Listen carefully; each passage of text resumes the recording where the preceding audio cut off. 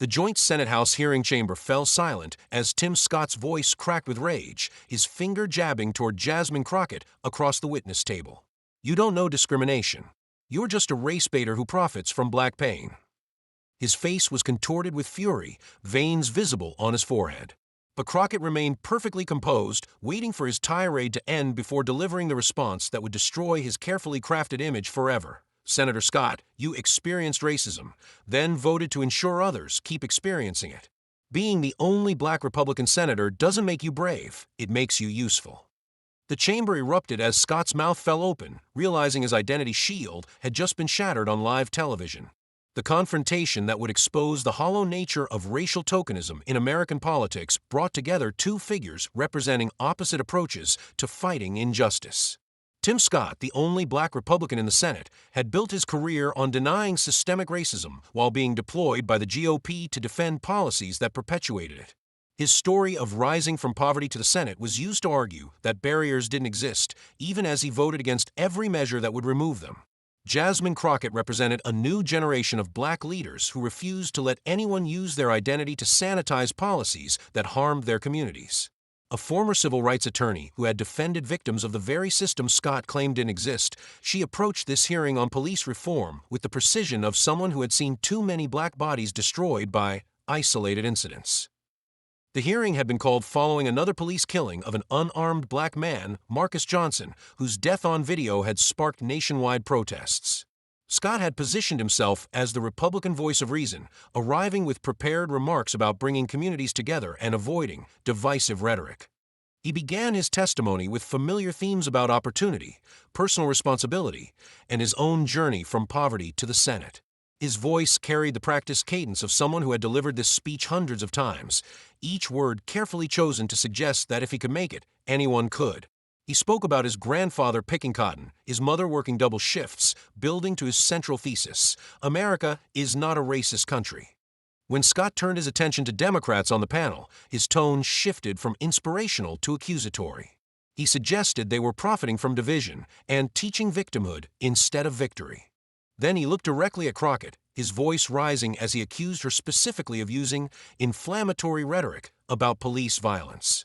"Representative Crockett represents everything wrong with how we discuss race in America," he declared.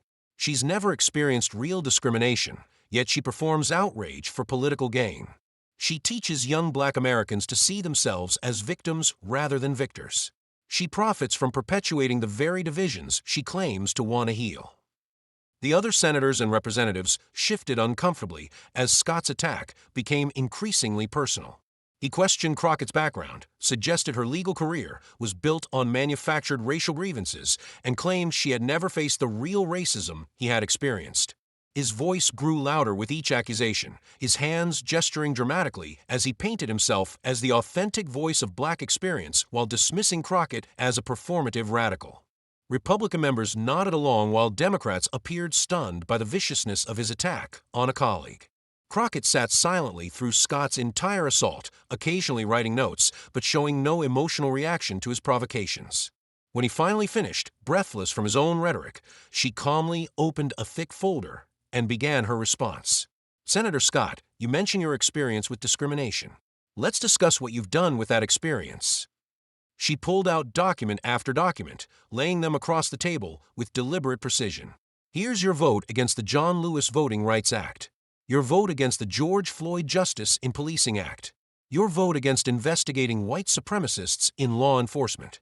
Your vote against removing Confederate monuments from this very building." The chamber grew quiet as Crockett continued through Scott's voting record, each vote a betrayal of the civil rights legacy he claimed to represent. She presented his opposition to every police reform measure, every voting rights protection, every attempt to address systemic inequality. When Scott tried to interrupt with explanations about fiscal responsibility and government overreach, Crockett pulled out another document. "This is your own police reform bill, Senator.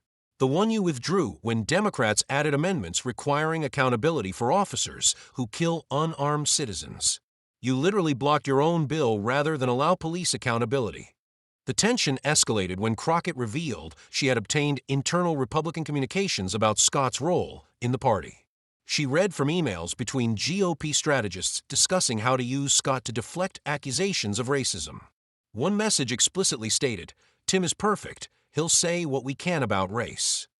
Another discussed deploying him after every racial controversy to provide cover. The most damaging email came from a senior Republican operative who wrote, "As long as we have Tim, we can vote against every civil rights bill and call Democrats the real racists." Scott's composure began cracking as Crockett presented evidence of his own rise through programs he now opposed. She had documents showing he received minority business grants to start his career, appointments to boards through diversity initiatives, and his first political victory came in a majority black district created specifically to ensure black representation. "Senator, you received a full scholarship to Charleston Southern University through a program specifically for black students. Last year, you voted to eliminate federal funding for the exact same program. You climbed the ladder, then voted to pull it up behind you." The first major twist came when Crockett revealed something even more damaging, Scott's own words from earlier in his career. She presented a video transcript from 2010 where Scott, then running for his first major office, spoke passionately about systemic racism in policing, the need for federal oversight, and the importance of affirmative action. You said, and I quote, "We cannot deny that driving while black is a real phenomenon that requires systematic reform." Yet last month you called those exact words divisive rhetoric when I said them. What changed, Senator? Was it your understanding of racism or your understanding of what Republicans wanted to hear? Scott attempted to respond, his voice shaking as he accused Crockett of taking things out of context, of not understanding the complexity of governance, of playing gotcha politics. But for every defense he offered, Crockett had another document, another quote, another vote that contradicted his words. She presented his defense of Trump after Charlottesville, reading his statement that there were good people on both sides of a Nazi rally. She showed his opposition to making lynching a federal hate crime, a bill that ultimately passed without his support. Each revelation chipped away at his carefully constructed image as the reasonable black conservative.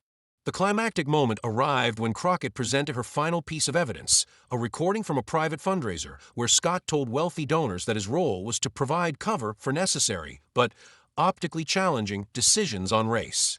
His own voice filled the chamber through the audio system, laughing as he said, "They can't call you racist when I'm standing next to you. That's worth every penny you donate."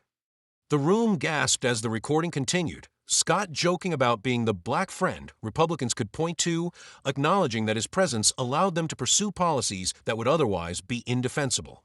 Scott exploded, jumping to his feet and screaming that the recording was illegally obtained, that Crockett was destroying black success, that she was the real enemy of black progress. His face was contorted with rage as he shouted, "You don't know discrimination. I've experienced real racism. You're just a race baiter who profits from black pain. You've never faced what I've faced. You're performing for cameras while I'm actually helping our people." Crockett stood slowly, her movement commanding complete attention. When she spoke, her voice was calm but carried devastating moral authority. "Senator Scott, you experienced racism, then voted to ensure others keep experiencing it. You climbed a ladder built by civil rights activists, then tried to burn it behind you. You're not the first black face to sanitize white supremacy, and sadly, you won't be the last. But being the only black Republican senator doesn't make you brave, it makes you useful. And everyone in this room knows exactly what you're useful for." She paused, letting the words sink in before continuing. "You ask what I know about discrimination. I know what it looks like when a black mother watches the video of her son being killed by police, then watches you on television explaining why the officer shouldn't face accountability. I know what it looks like when a black voter is turned away from polls because of laws you supported while you give speeches about opportunity. I know what it looks like when black families are destroyed by systems you claim don't exist. The difference between us, Senator, isn't our experience with racism. It's what we chose to do about it. You chose to be their permission slip. I chose to be our people's protection." Scott stood frozen for a moment, his chest heaving, before suddenly turning and storming toward the exit. As he reached the door, Crockett called out one final time, "Senator Scott, Marcus Johnson's mother is in the gallery today. The man whose death prompted this hearing. The man whose killer you just voted to protect. She's watching you leave rather than face her."